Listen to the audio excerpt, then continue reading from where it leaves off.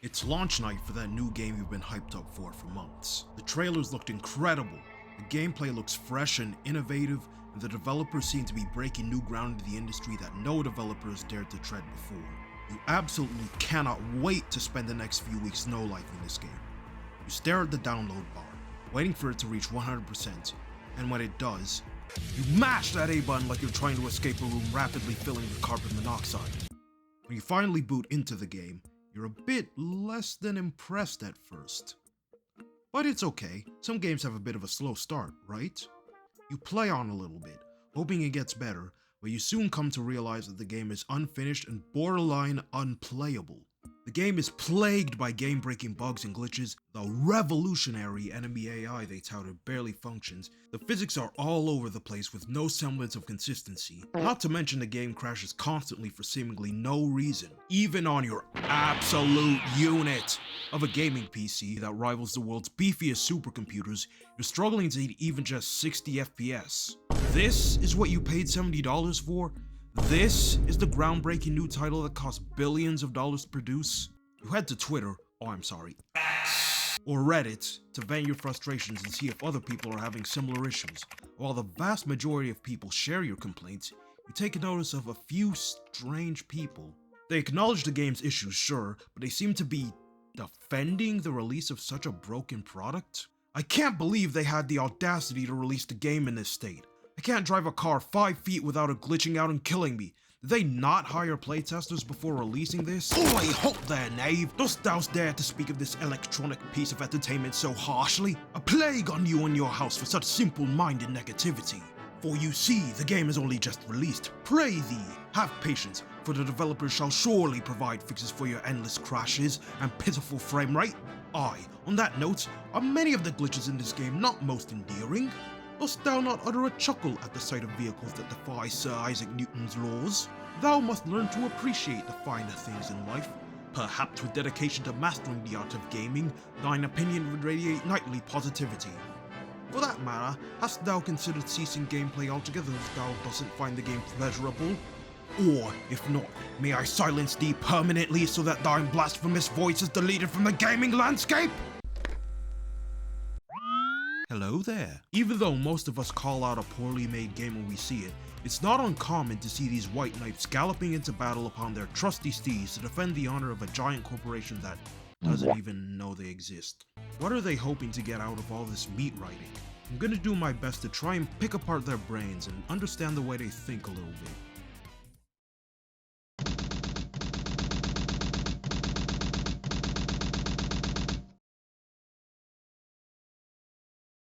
Just about anything else we buy, we expect it to work as advertised and come with everything it's supposed to come with. For example, if you buy a brand new pre-built gaming PC and it's missing essential components such as a CPU fan, the RAM, a hard drive or SSD, to the point that it won't even turn on, what are you doing next? You are storming straight back to the store, shooting an angry email to the manufacturer demanding a refund or a replacement. No way are you gonna let yourself just get ripped off like that. For whatever reason, it seems like a lot of people think differently about this when it comes to video games. Games like Modern Warfare II, it's an embarrassment to the original Modern Warfare 2 back in 2009, can straight up be missing tons of features that were there in previous COD games, but you'll still see some people trying to defend and justify the game being embarrassingly bare bones. And if you've been playing COD since the early 2010s like me, you'll know that this is a trend year after year. After the latest release leaves the player base disappointed and angry, the next one gets announced and the meat writers promise, "Oh, this one will be better. I believe in the devs, believe in Sledgehammer, believe in Infinity Ward. They never mess up." and surprise, surprise, the next one is as unremarkable, bland, annoying to play, and empty as the last one. You believe in the devs? Really now? Really? After they deceived us time and time again with empty promises? Look, we all remember the good old days of COD back from 2007 to 2012, but you just gotta accept that those days are behind us.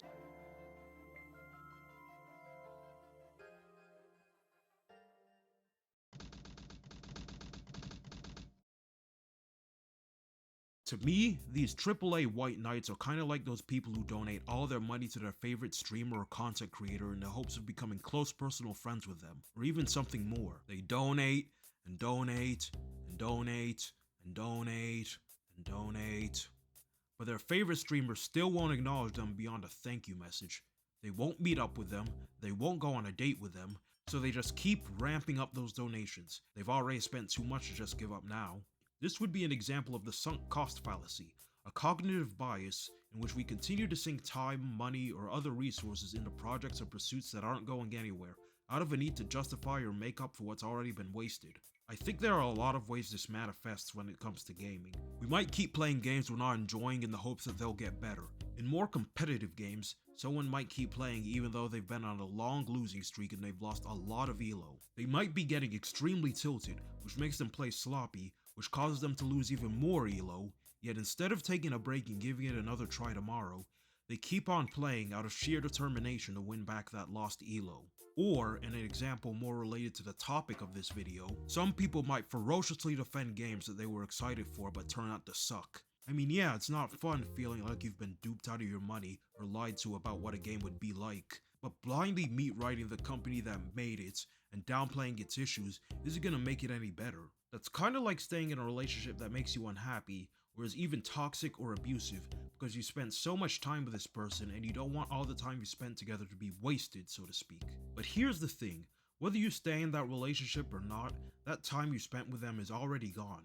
You could either continue to stay with your current partner and continue to be miserable, or you could leave them and look for someone else who will treat you right and make you happy, thus preventing any more time from being wasted in an unhealthy, unfruitful relationship. Of course, leaving an abusive relationship isn't nearly that simple or easy, but hopefully you get my point. Defending a AAA game company when they release an unfinished game won't make it any better, and it definitely doesn't make you look smart on Reddit either. Instead, it inspires people like me to make videos making fun of you. You know what will make the game and future games better? Speaking up and holding studios accountable. Even though it often falls on deaf ears, it still beats sucking up to billion-dollar companies and letting them get away with scamming and deceiving people. Sometimes all our screaming does result in change.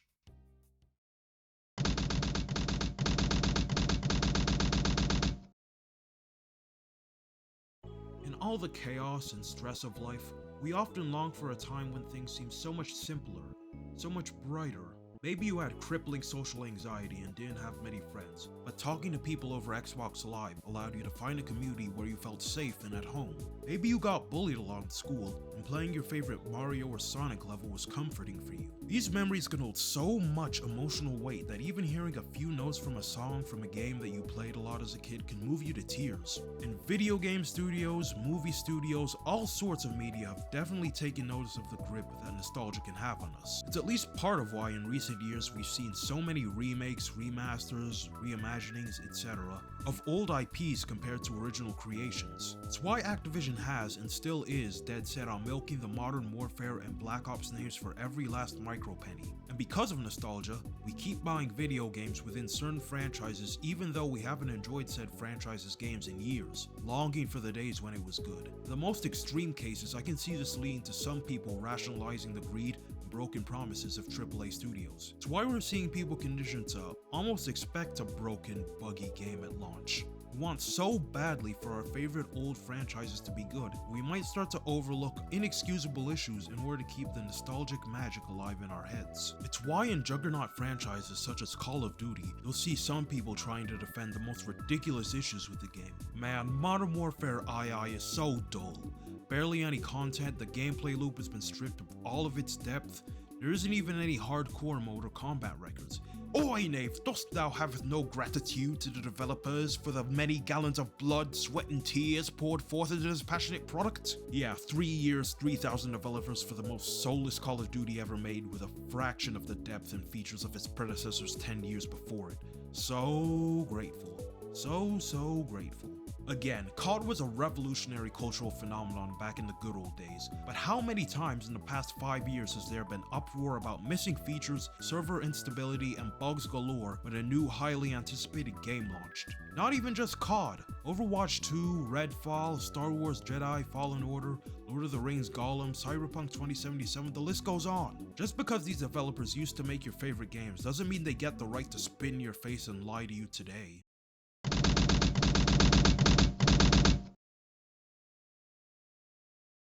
To be fair, sometimes a game being riddled with bugs and technical issues doesn't completely ruin the experience. For as much as I've been critical of AAA developers throughout this video, it's pretty clear that they have a very difficult job.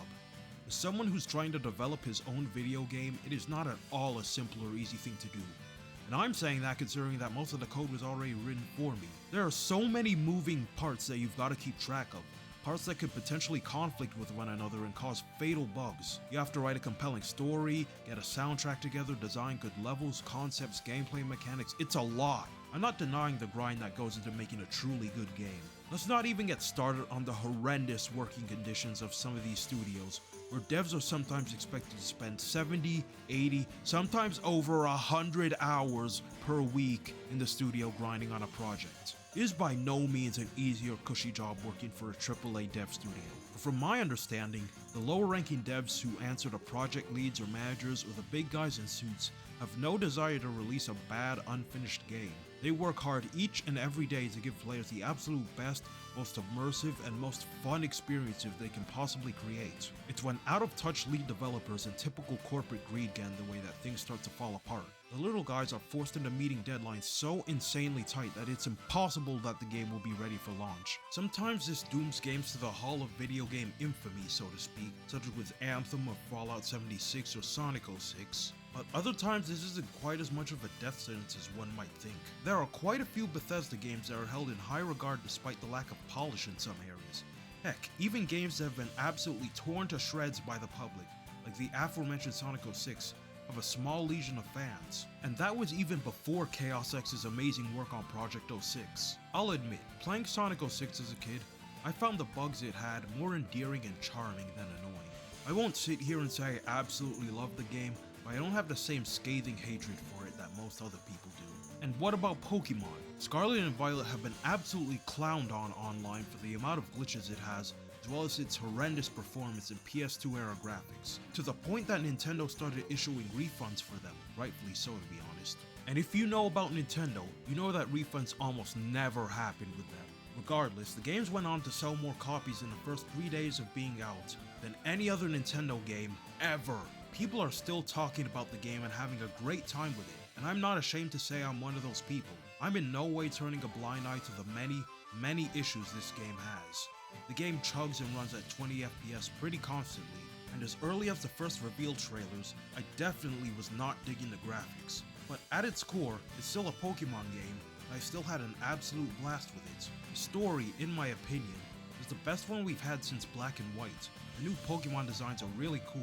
I enjoyed the open-ended progression, and personally for me, terrestrializing is a far more balanced and fun mechanic than Dynamax was. I'm still hoping they bring back Mega Evolution sometime in the future. It's clear that the higher-ups at Nintendo did not give Scarlet and Violet enough time to cook, given how barren a lot of the towns felt, and how lackluster the overall presentation was. But personally, I definitely can see the passion that was poured into these games by the team at Game Freak, and it makes me wonder what the games could have been if they had another year or two of development.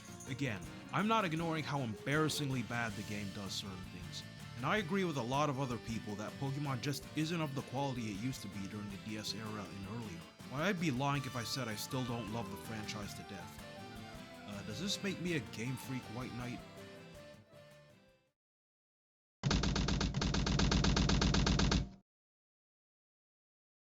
I should probably clarify that I'm not trying to bash people for enjoying games that most other people find bad or unfinished.